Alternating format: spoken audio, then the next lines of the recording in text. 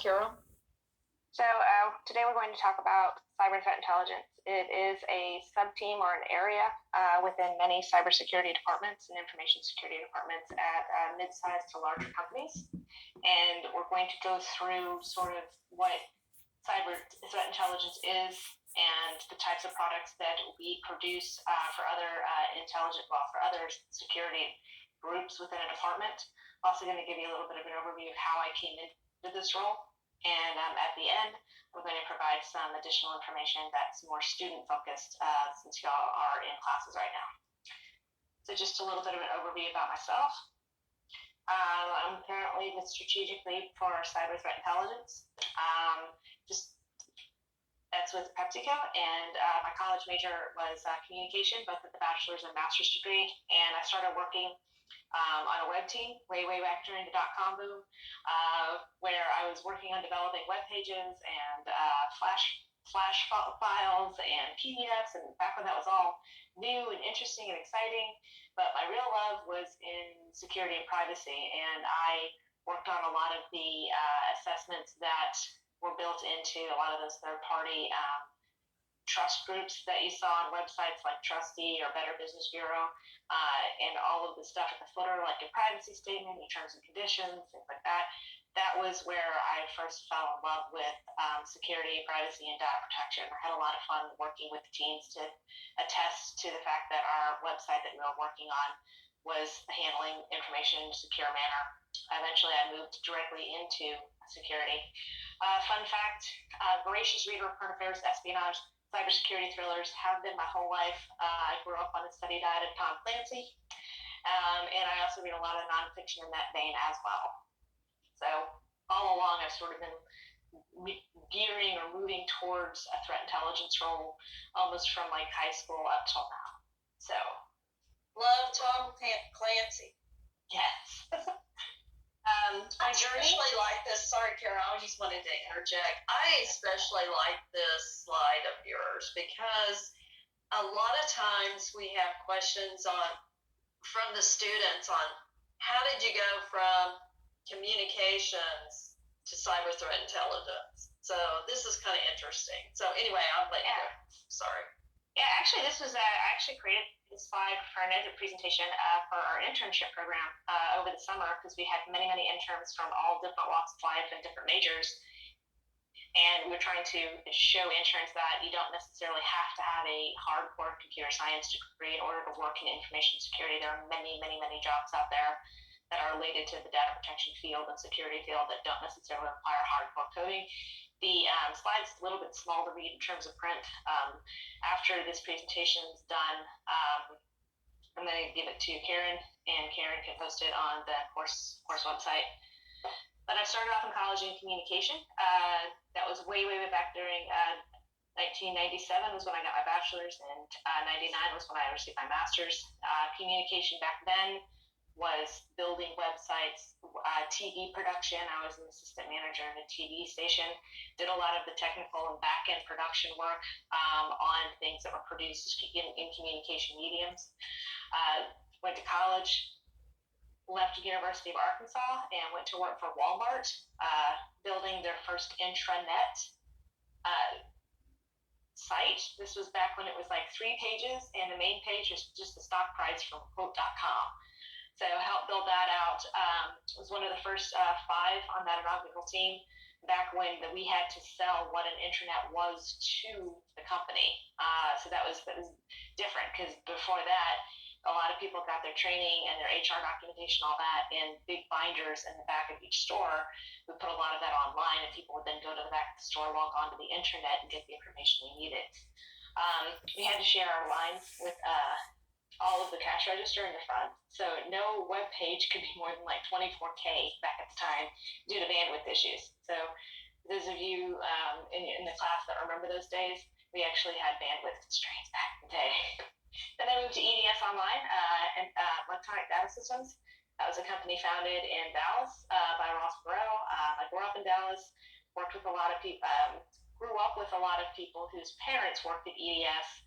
I grew up a few blocks away from the EDS headquarters back when it was down on Forest Lane, knew all about EDS, had some friends there, went to work there, on their online team, so I switched from intranet to internet. I was there for quite a while. Worked on their privacy statements, privacy pages, worked on all of the security assessments, worked on all of the back-end security for our website to make sure that information was being moved securely from user to the company. And then I moved to EDS Security in 2007, and that's when there was a big boom in security and privacy. A lot of jobs were being posted at that moment, so I kind of took advantage of that and hopped on that bandwagon. Then I moved to HP Privacy. EDS was bought by HP, and they took the overall security and privacy department at EDS and broke it up into chunks. So I went from working in like a corporate operations team to working in the privacy department under the legal department and working with a lot of lawyers. Then company rearranged yet again, wound up back in HP Security, and then moved to PepsiCo. I'd been with EDS to HP, HPE, to DXC for about 16 years, and I wanted to try a different type of industry. I wanted to know if everything that I'd learned in services was stuff that I could apply in other security departments and other types of companies, so I moved to PepsiCo. Also, it's it, love the chips. I mean, I couldn't buy cloud enablement services and eat it. I couldn't, participate in mid-range hosting, but I could definitely eat a bag of Doritos. So I was, as soon as PepsiCo saw my resume and called me, I was there for it. I've been a huge fan of their products my entire life. Worked in PepsiCo InfoSec for been there 5 years. Started off in their policy and standards program. Throughout my career, spent a lot of time looking at emerging industries, getting it on the ground level when jobs were vacant and they were hiring like crazy. I've had a long-standing love of data protection, policy, standards, rules, how to do things, processes, making sure everybody understands how to do what they do and why they do it. Technology, compliance, and any type of trust-building relationship, whether it's an internal client or an external client. So that's where I am. Job growth restrictions. There's always been downward pressure on labor costs. A lot of macroeconomic headwinds in my career. I remember, when the dot-com boom went bust. I remember having to sit still in my job for quite a while when the financial crisis hit and everybody was really worried. I also had to deal with a lot of M&A activity, working in services, IT services. Companies buy each other up all of the time. So in terms of knowing where you're going to be in any department, any given quarter or year, a lot of M&A activity impacts that. I've also, whatever it is I do on a day-to-day basis has been automated at least 4 times. So I'd start up a assessment process. I'd get that rolling. I'd be in on the ground level to get that, as you could say, evangelized across an entire company or an entire department. And then within a few years, that automation process or that assessment process would be turned into an app or a form. So I've actually been automated 4 times. I consider that a natural progression of any type of technology job. Eventually, whatever tech job you have, it's going to become an app at some point. Also, growth drivers. Always new threats in security.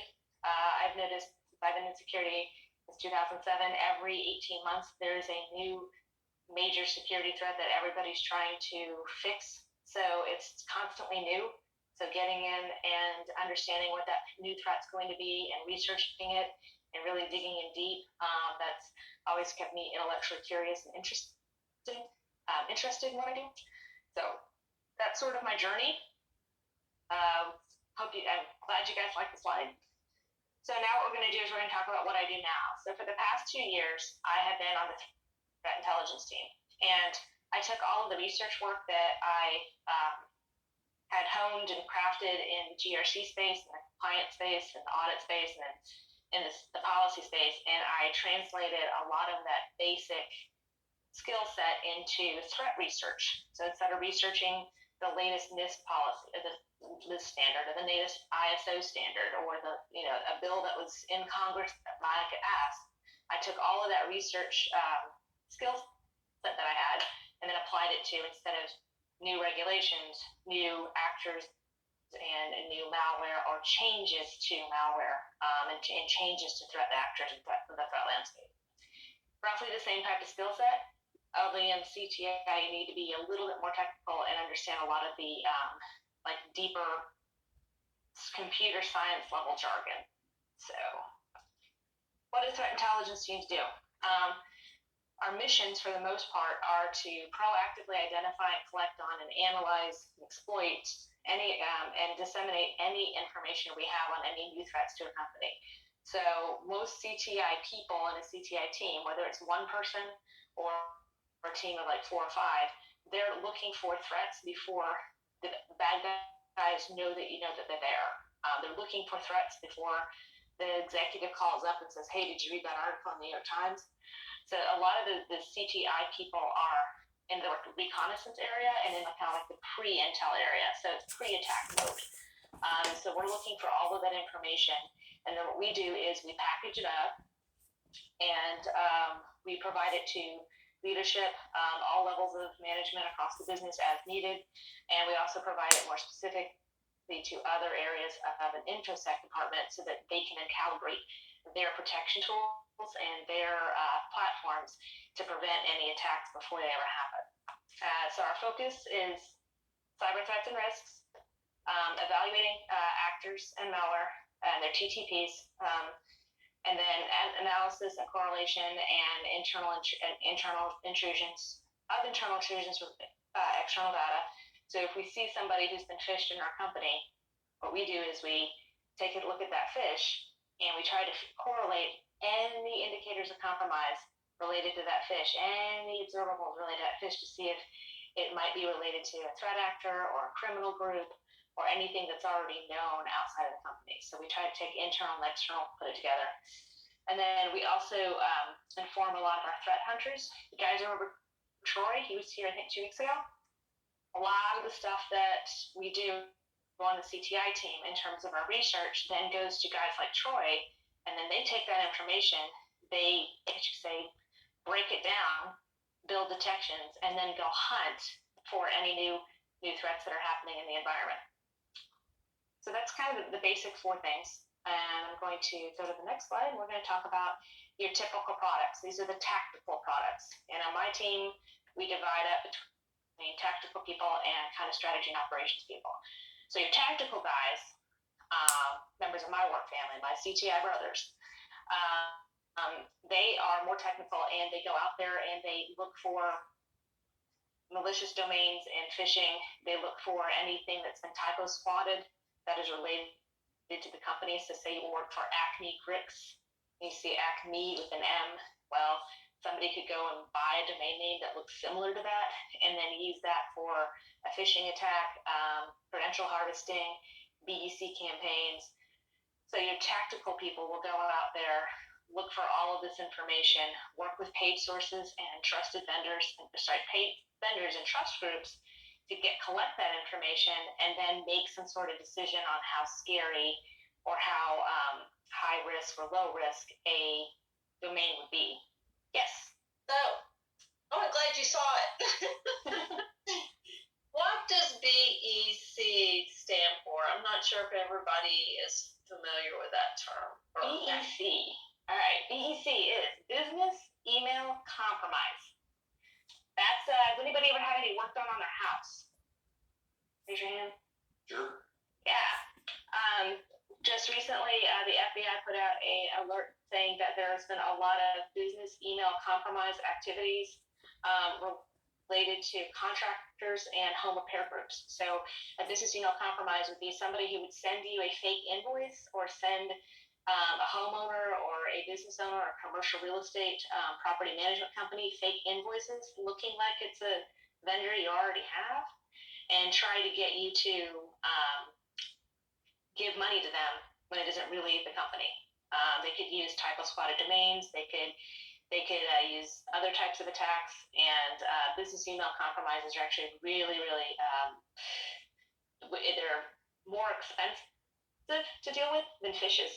So business email compromises if an actor or a cyber criminal is really good at what they're doing, they could get that automatic bill payment set up with the fake company. There was a situation in Japan that happened recently where they built a company for millions before anybody realized, hey, that guy isn't one of our vendors. Has anybody ever seen The Office? The movie? Yes. Yeah. Remember the guy who was working there but didn't actually have a job? That's kind of what It's the EC Milton. is. Yeah, Milton. And he had a red stapler. The red stapler. Oh, wait a second. Hold on. Do I still have my red stapler? Right here. Compromised credentials. The tactical team works with a lot of alerting platforms out there. There are many on the market to search the dark web to see if there are any compromised credentials out there. And then once we see them, we research them to see if the credentials are still valid. This is done every single day on my team. It's a endless ongoing process. If we see something that is high risk, we then send it to the incident response team for handling. We also look at vulnerabilities, and we also do a lot of FYSAs. So if we see something, if we see a vulnerability that has a proof of concept exploit posted on Twitter, we're also looking at TweetDeck and Twitter and informing people who need to know, hey, this proof of concept is out there. It's going to be a matter of time before it becomes a fully exploitable thing. We found it in the wild, and then we informed the right kind of people to take action if needed. So that's your basic tactical stuff. We also do a lot of long-range operational and strategic work. So we take a look at actors in malware that are in the CTI world going to be related to the most, I guess you could say, most likely to be interested in the employer. So CTI people will get hired into a company, and they'll take a look at all of the threat actors out there, all of the malware out there, and they'll say, okay, which ones are most likely to attack a bank, a DoD contractor, a farm, healthcare, education. There are different threat actors that are interested in different types of industries. There's also different types of malware that are more prevalent in some industries than others. So CTI people will tailor all of the threats out there and build a model that is more closely aligned with the employers that they have. They also, when they're doing the threat research, they build up a lot of malware profiles and actor profiles. They collect a lot of data that is specific to that company or that particular industry, and they filter down a lot of open source intelligence and paid intelligence to get to the nugget that a company or an employer would need in order to take action on them. So along with a lot of research, my day-to-day work, I do a lot of reading. So if you like reading 10 hours a day, if you like checking your email at 10 in the morning on a Saturday, at 2 in the afternoon on a Sunday, because you'd have your eyes out for certain malware, certain actors, this is the type of job you guys love. We also do incident trend analysis. So incidents come in waves. Even the bad guys take summer breaks off. And we look at all that trend analysis, and then we report that up through the people who need to know. So your InfoSec management, your ops teams, your incident response people. And then we also do hunt reports. So all the stuff that Troy does as a threat hunter, CTI works with threat hunting teams to develop reports and then take those reports and create after action items so that people can improve the overall security posture of their systems. I'm going to scroll down. Here we go. And then you have your other typical duties. We do some intelligence sharing. So within a CTI world, you'll be working with people outside of the company. Trust groups are what they're called. So they can be industry-based ISOCs. They can be government, public-private partnerships. If you're following the news right now, CISA is pushing for more public-private partnerships. Wow, say that 3 times really fast. They're pushing for more of that, and CTI people tend to be the people who will do that information exchange with proper authorization. We don't share, the CTI people don't share whatever. They usually have to go through management for approval, legal for approval in some cases. So we do some of that. We also support overall corporate reporting. We do get a lot of people, at least on my team right now, a lot of people from outside of InfoSec will see something in the news, or they'll see something on, in their industry publication they'll see a threat and they'll ask a lot of questions. In my world, anytime another CPG company, consumer packaged goods company, has been compromised with an attack, whether it's ransomware or a DDoS attack, people will ask questions. They'll say, "Hey, did you see what happened over at Pulse Course?" They'll say, "Yeah." And I say, what happened?" And we'll explain the basic concepts. Because if you're looking at a lot of times, the products that you're handing out will have to go to people who are highly technical and people who only really know like the business basics of what cybersecurity is. They also do cyber risks related to third parties. So if we have a third party that has experienced an issue and they contact us and say, "Hey, we've had an issue," we will research what we can on those third parties to see what the overall risk is, and then send those to usually the team that handles security for the supply chain. We also do a lot of RFIs. What happened on Monday? Quick poll. Big news on Monday. Facebook went down. I said, Yeah. We had some RFIs, requests for information. Lots of that.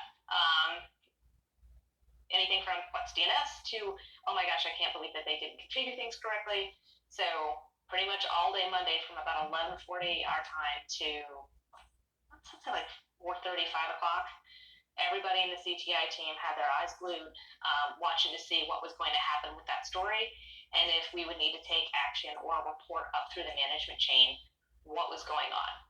There was no malicious intent for that misconfiguration problem on Monday, but anytime something like that happens, your CTI crew and any cybersecurity group you eventually get employed with, your CTI crew will be sitting there staring at all the feeds. You'll see us with like So all the monitors. why would that be interesting to PepsiCo?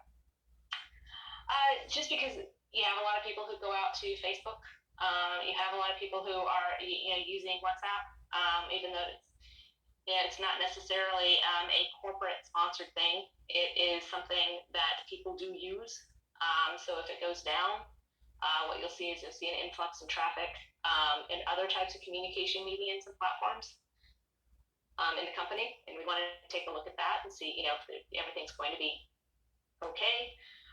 If it was, gosh forbid, something malicious, then normally most of the management at your employer would want to know, okay, if that happened to Facebook, can that happen to us? Or, hey, wait a second, that was a misconfiguration. Well, how do we know if we're configuring our stuff correctly? What sort of checks and balances are there? So it's a lot of times things that might not have anything to do with your employer can then be turned around and utilized as an educational opportunity for people who are asking questions about that.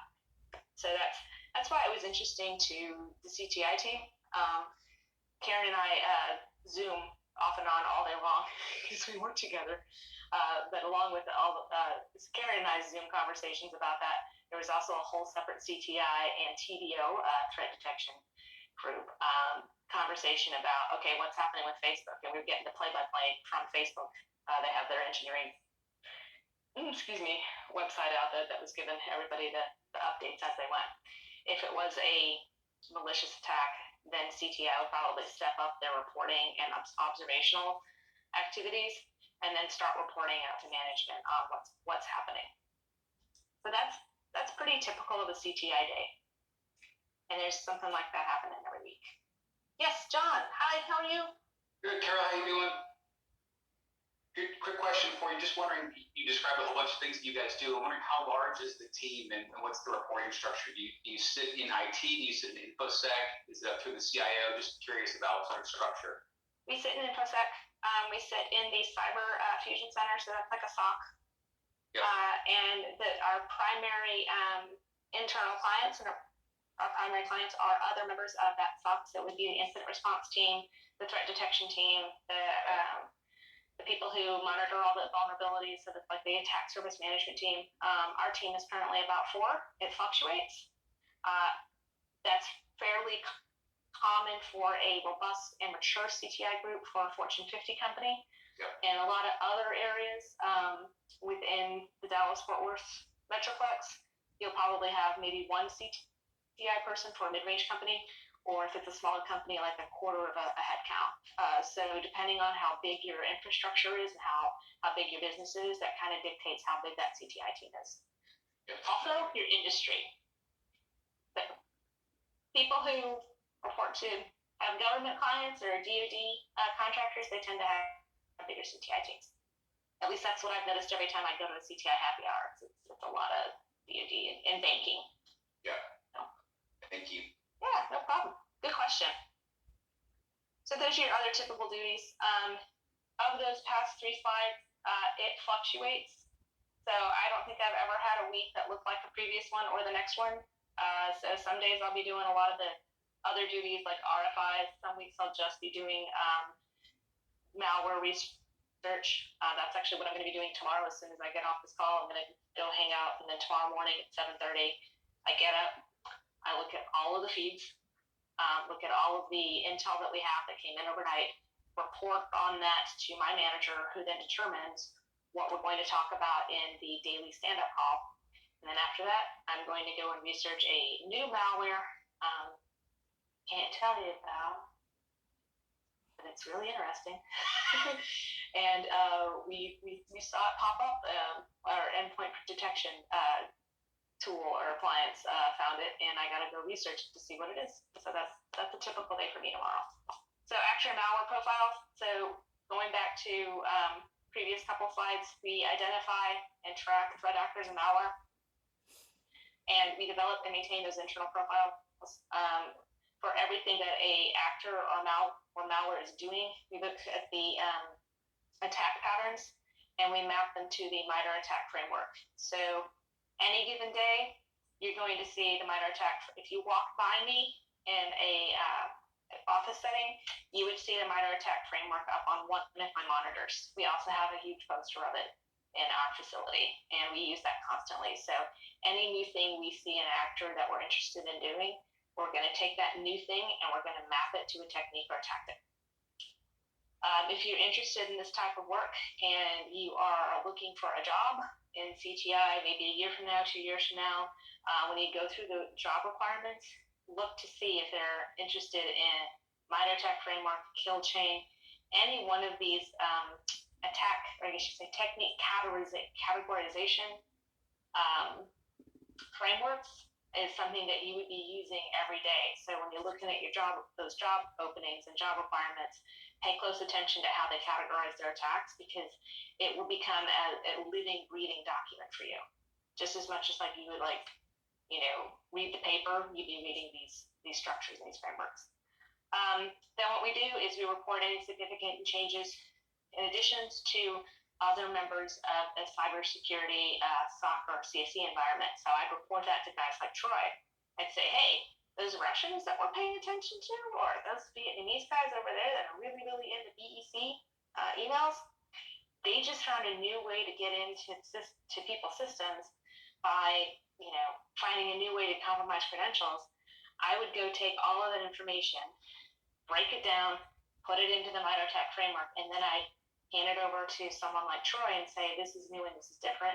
Troy would then take that, look at everything we have, see if we have a detection built for it in our systems or not. If we already have a detection built, he would send it to the team that emulates attacks. They'd run that detection, see what the results are. They'd improve it if they need to, or they'd give it a check and say, hey, that new tactic, we'll catch it. If they use it on us, we'll catch it. If not, we're going to improve that detection, and we're going to improve our system and make our systems healthier, and then go on to the next new thing that we see. All of that gets reported. So anytime we see anything new or different, we go through a threat defense lifecycle exercise. We then submit a report up to our management saying, okay, here's what we found, here's what we improved, here's other detections we need to build. And sometimes we'll say, here's stuff that's brand new to us, and we got to go put headcount on it and figure out how to fix it. Those bad guys are very creative. So, analysis and correlation, the other thing that we could do in a CTI team, a fully robust, well-staffed CTI team, you should take internal data and external data, and you try and correlate. So if you see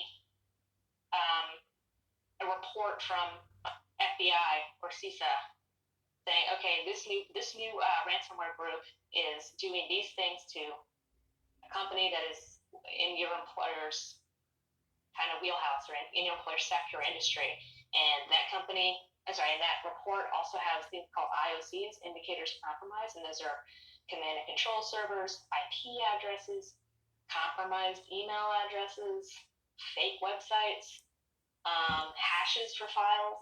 What you do is you take that information, you put it through your systems to see if it's been caught anywhere, if it's been caught by your endpoint devices, if it's been, if it might have gone into someone's junk mail, and then you search it, see if it's low risk, high risk, and then you report on that.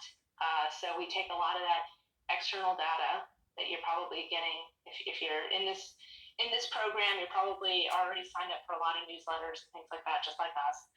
We take all of that data and we research it.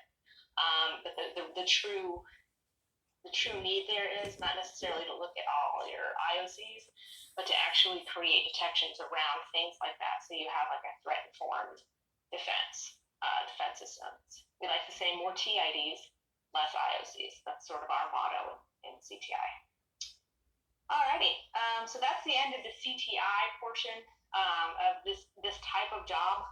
I'm going to segue into a couple of sites I thought you guys might be interested in seeing, being students in a program, and this is basically, this is geared towards our college interns who are all college seniors. I see a lot of people on the call who are probably over the age of 22, but hey, it's worth reminding. Attackers like to use social media to research you. If you're looking for jobs out there, job offer scams are on the rise.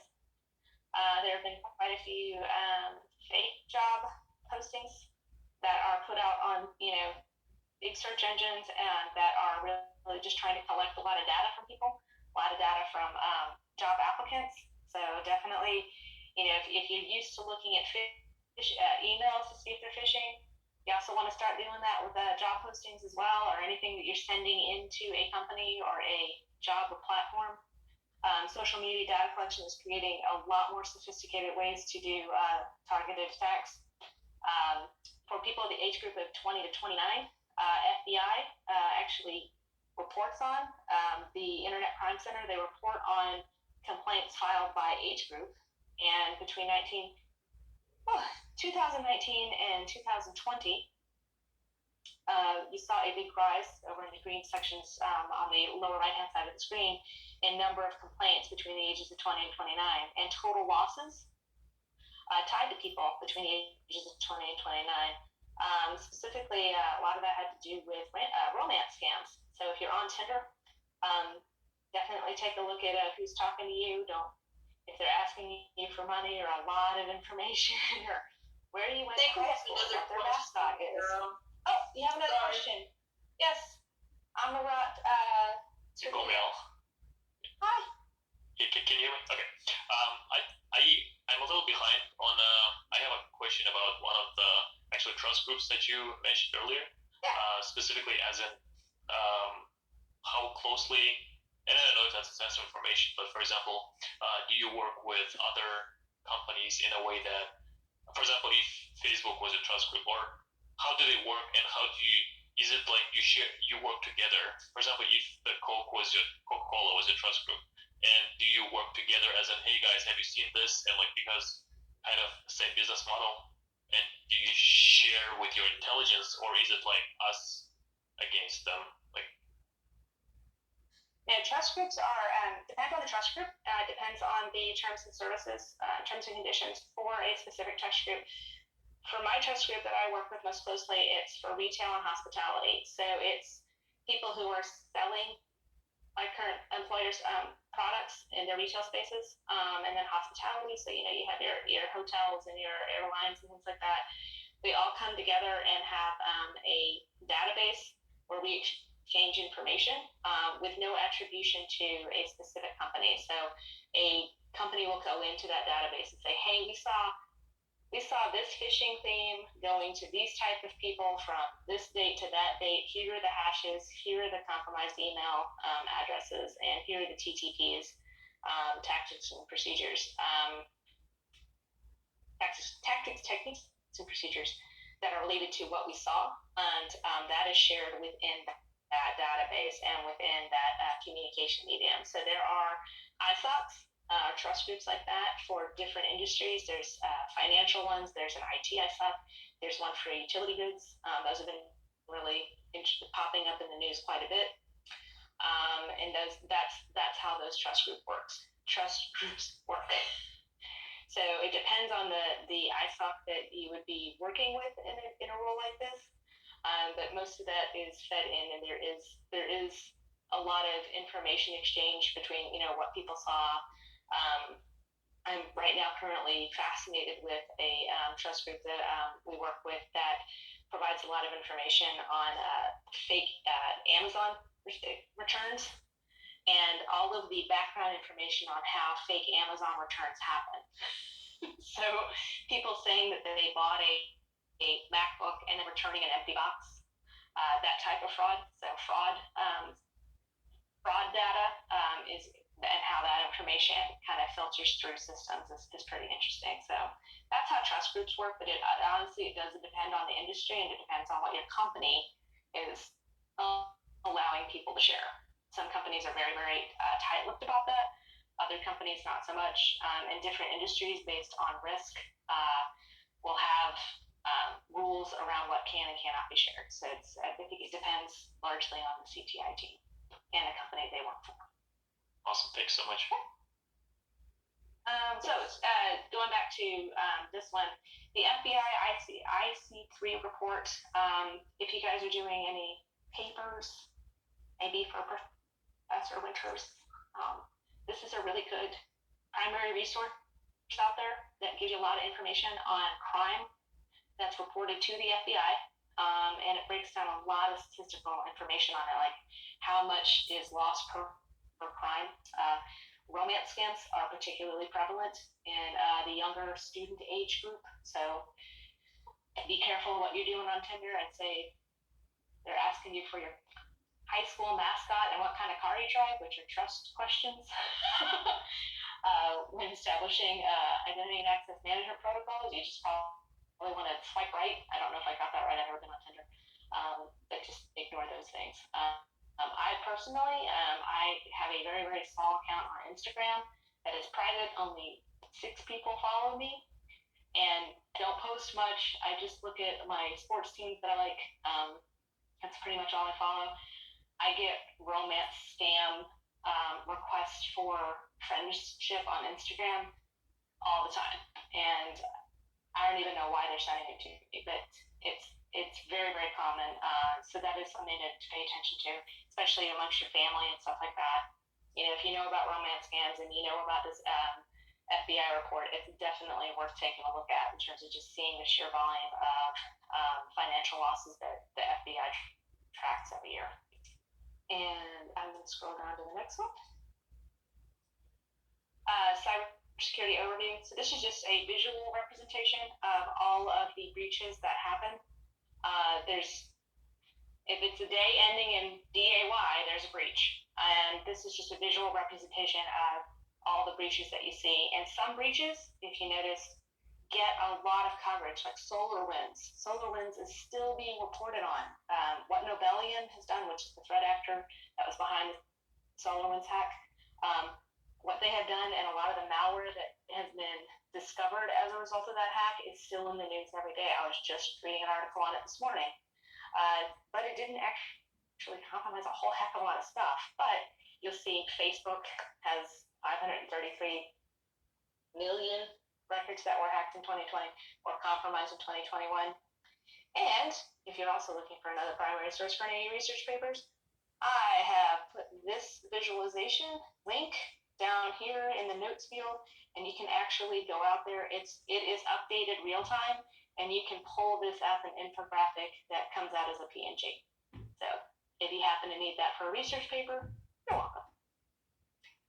And at the bottom here, we do have some additional learning resources that we put together. These slides have been used by other members of my team in other capacities over the past couple of years. So these are some of the things that we've liked.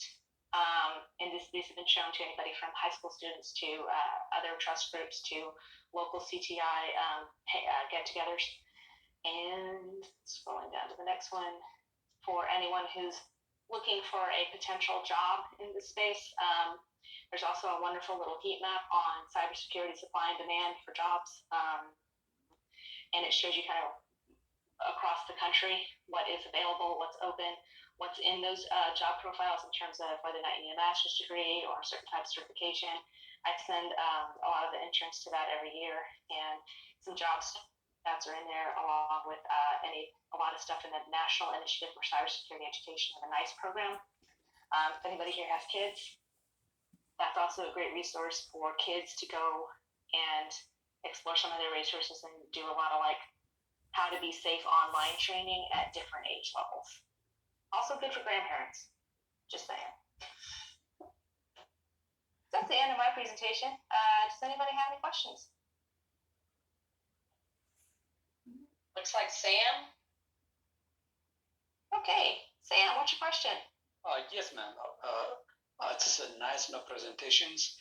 And this is a research, what kind of tools you are using to research all these kind of things?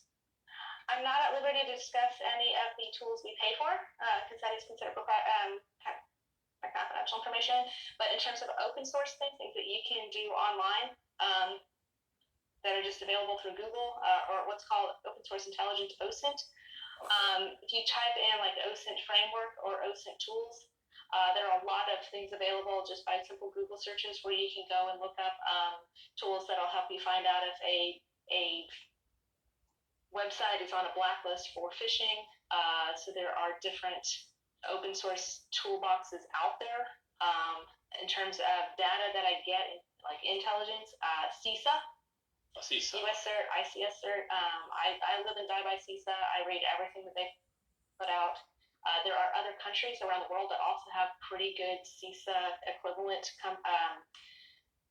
agencies out there. ANSI is the French version of CISA. I do not know how to pronounce ANSI's full name. I cannot pronounce stuff in French. I follow them quite a bit. The CERT for Thailand and the CERT for Japan. So a lot of country-funded CERT programs will also produce a lot of open source, publicly available information on malware they found. Gotta talk about the Aussies. The Australian CERT organization also produces quite a bit of stuff that tends to get picked up globally because they do have a really good research team. Oh, thank you. Yeah. Chelsea Carpenter? Hi. What certifications would you recommend obtaining for the CTI position? Specific to CTI, there are some certifications in the SANS area. So Forensics 578 was one of the courses I took. So there are GAIC certifications that are specific to CTI.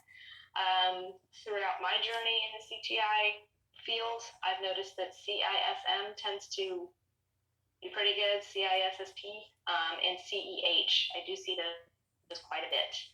So knowing how people can get into systems, any certification that is around pen testing, ethical hacking, understanding the underlying technology behind a lot of those MITRE ATT&CK framework TIDs, any certification that helps you with that is usually pretty good. I do also see a lot of people who are kind of from like the foreign intelligence space. So paying attention to geopolitics, which countries are fighting with other countries, things like that. And why people are trying to get into companies to make money. So it's also a lot of business sense too. And Zach Zerger. Yeah, Carol. So you talked about sharing intelligence between companies. I was just curious, do you share down the intelligence to different roles within your company? Because within my company, I just had somebody like in February from cybersecurity reach out to me with a similar case where they heard stuff from other companies, said, hey, you may want to keep your eye on something, and it actually happened to be, really great intelligence. Do you disseminate that to other groups? That would be someone sharing up into cybersecurity.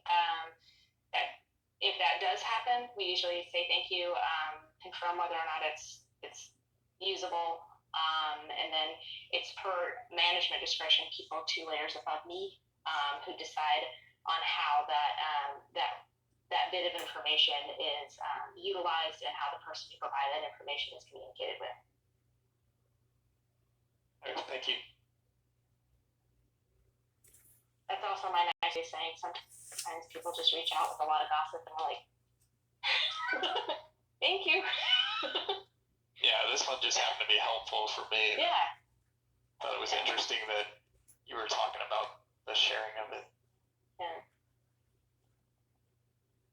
Just about everyone on my team has a set of security researchers that they follow on Twitter, and the favorites are different depending on the person we work with and the role that they have. And a lot of information from security researchers that's posted on Twitter tends to come to CTI for verification. Like if somebody has posted an exploit and it's a scene in the wild is what we call it. We actually actively search for things in the wild. That tends to come to us through word of mouth based on what individuals within cybersecurity are following on Twitter, because that's where a lot of the research first post their latest and greatest proof of concept exploits. And those Twitter handles and those accounts change constantly. Some will be really good for a month and then they'll be completely offline. And if you're interested, Kevin Beaumont's the guy I follow the most. I follow him on the weekends when I'm at the gym.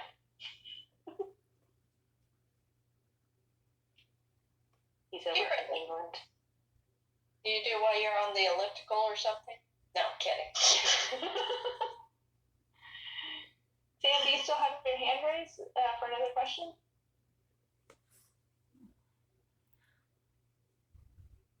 She probably just maybe he forgot to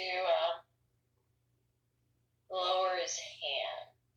I did that once for a solid hour and I freaked out. Yeah, I loaded it. Anybody else have a question? Anything in particular about cyber threat intelligence or GRC, risk and compliance? I have a question, if you can hear me. Hi, Paul. Yes, we can. Hi, Paul. Hi.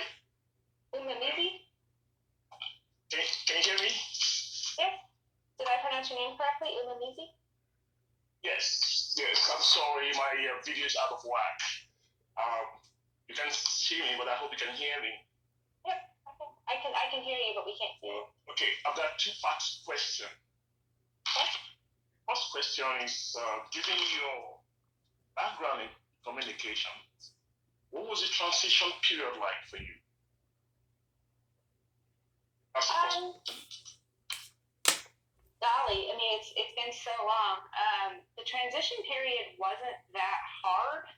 It wasn't that long because a lot of the background I had in communication was figuring out how to use a new tool or a new medium in order to get information distributed, whether that was TV, radio, later the internet, later TikTok, things like that. Learning how to master the new communication platform usually was the longest amount of time needed. In the CTI role, my communication background comes into play when I'm talking to an audience and I have to break down a lot of information into something that won't go below the scroll, so to speak, on someone's email, or can be smushed into like a Yammer post or a social media post. So I got to get a lot of information in that way. So in terms of the transition period, I would say honestly no more than any other liberal arts-based background.